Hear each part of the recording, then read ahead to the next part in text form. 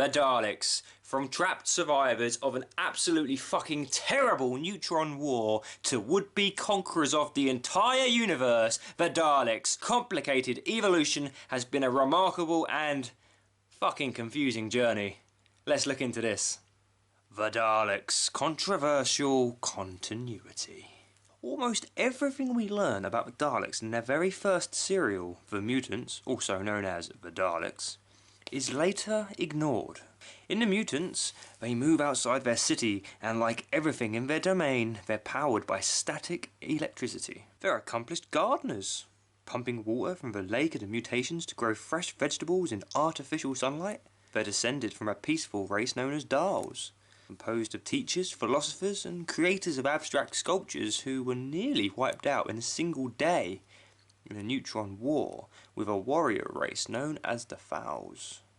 The surviving Dals were forced to shelter in an underground city. Over 500 years they mutated into clawed creatures that couldn't survive outside their protective machines, conditioned to radiation to such an extent that they need it to survive. When the Doctor tells them about the TARDIS, they don't believe that time travel is possible. The Daleks use English writing on their Geiger counters. For example, the word danger is seen. But most significantly, the Daleks in their first story don't talk like Daleks we later love to hate. They say fire when deploying their weapons, and deliver lines like, "A few questions will reduce the mystery."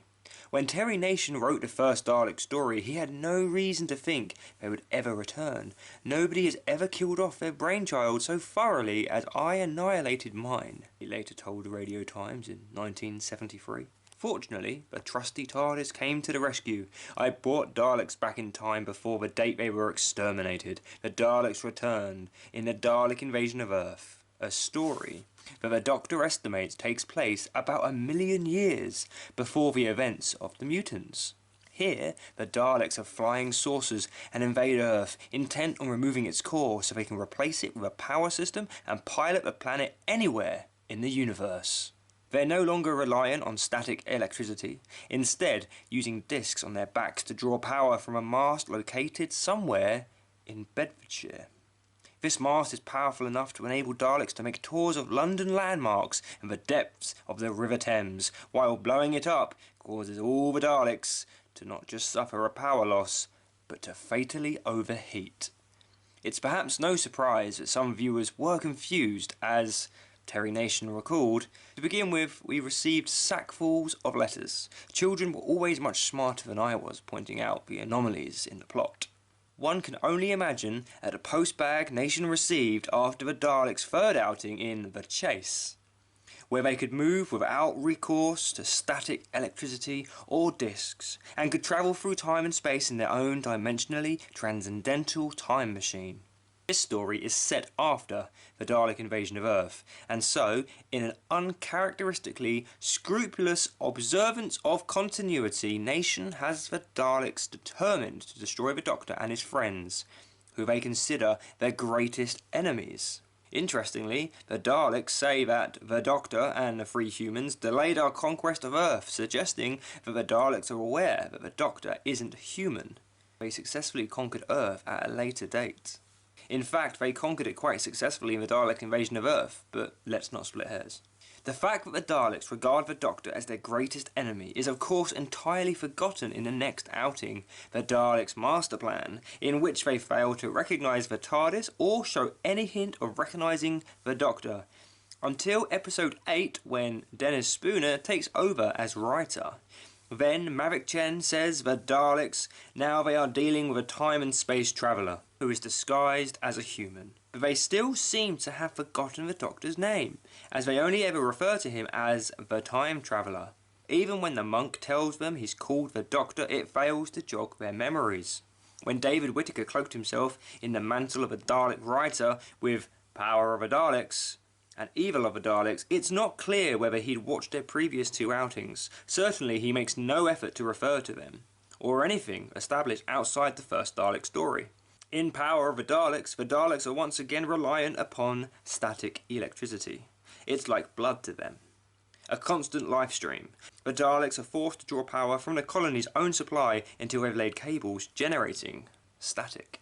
The Daleks and evil are more mobile and have even mastered a form of time travel based upon static electricity. But the fact that this story depicts their final end on Skaro as Skaro without any vowels suggests that Whittaker was unconvinced by Nation's rationalisation that the Daleks' first story was chronologically their last. The biggest divergence from established continuity, however, is how Whittaker writes the Daleks. They're much more sophisticated and subtle, using psychological manipulation of Lesterson in Power of the Daleks and Theodore Maxwell in The Evil of the Daleks to achieve their ends, as well as utilising a form of remote mental control over Arthur in Evil of the Daleks, also involving static electricity, of course. And while in Power of the Daleks it's only hinted that the Daleks recognise the Doctor, in Evil of the Daleks their entire plan revolves around capturing him. Nation was unhappy with how the Daleks were depicted by Whittaker. He had them being very sweet and very polite. So when Nation returned to Doctor Who with Planet of the Daleks reverted to being more straightforward villains, even down to regarding the Doctor as their greatest enemy. The story even has a group of files. Recall the time the Doctor came to Skaro many generations ago, contradicting evil. Skaro appears now to be a planet occupied solely by files. After finally addressing the question of how the Daleks can move without static electricity in Death to the Daleks' psychokinetic power, apparently Nation then threw out pretty much everything he'd established in the first Dalek story by giving the Daleks a completely different origin. In Genesis of the Daleks.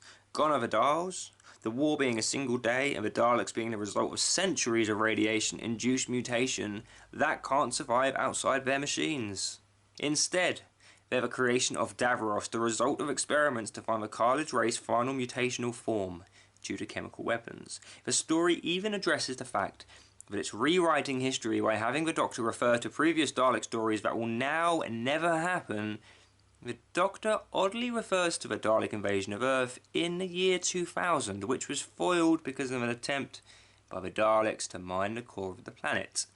Genesis also introduces the idea that rather than being motivated by a mixture of fear and hatred, Daleks are without feeling or emotion and programmed to survive. An idea developed in Destiny of the Daleks, where the Daleks are essentially robots. One aspect of Genesis that is addressed in The Witch's Familiar is the idea that Daleks have a deliberately limited vocabulary, missing the words like mercy and pity.